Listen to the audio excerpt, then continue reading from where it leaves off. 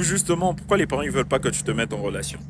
Vous êtes déjà posé cette question, vous êtes en train de vous poser cette question. Eh bien, ça tombe bien puisqu'on en parle. Ici, nous encourageons toujours les parents à ne pas en faire un sujet où ils imposent leur manière de voir à leurs enfants, mais plutôt un sujet où ils essayent de persuader leurs enfants. D'ailleurs, vous avez toutes les cartes pour y arriver. Nous n'essayons pas par ici de prendre position pour les enfants. D'ailleurs, le risque, s'ils s'engagent dans une relation en cachette, cela peut engendrer des dégâts irréversibles, tels que attraper les MST, mourir par avortement ou d'autres conséquences telles que l'usage à la masse perturbation à la pornographique. C'est le cas de beaucoup des adolescents et même de jeunes adultes. On ne peut pas se voiler la face. Revenons à nos moutons. Les parents sont si stricts avec vous, de telle sorte que même leur humeur change, même quand quelqu'un essaie de s'aventurer sur ce sujet-là. Sachez donc qu'ils veulent vous mettre à l'abri des blessures émotionnelles, car une relation à deux demande un investissement émotionnel. Et à cet âge, vous n'avez pas encore une bonne politique pour une meilleure gestion de vos émotions.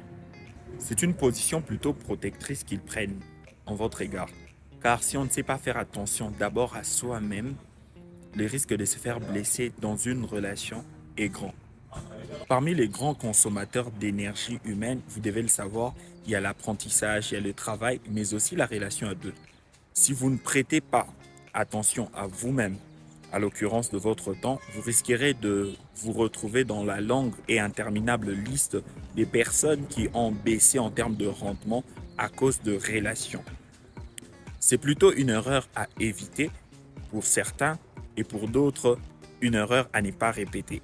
Il y a aussi la question de l'influence sur la décision.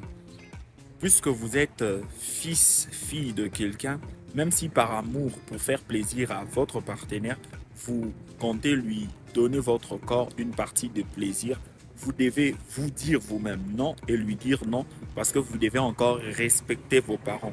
Vous ne devez pas prendre une décision qui va remettre en cause l'éducation qu'ils vous ont fournie. En passant une intimité avec votre partenaire, même à l'air insu, c'est une manière de mépriser leur autorité. Il y a aussi le souci autour de la motivation. Plusieurs qui entrent dans la relation, dans cette tranche d'âge-là, n'ont pas encore des bonnes motivations dès le départ pour s'engager dans une relation.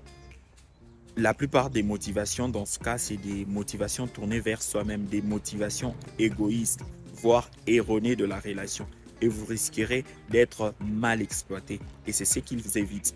Il y a aussi la question de ce scénario où vous vous faites enceinter et la conséquence, après être humilié, ils vous rejettent eux, ils vous renvoient dans la belle famille, un peu comme dans ma culture, et vous faites face à la capacité d'interaction qui sera très difficile avec la belle famille qui va prendre la défense de leur enfant. N'oubliez pas, être seul c'est bien, vivre à deux c'est mieux.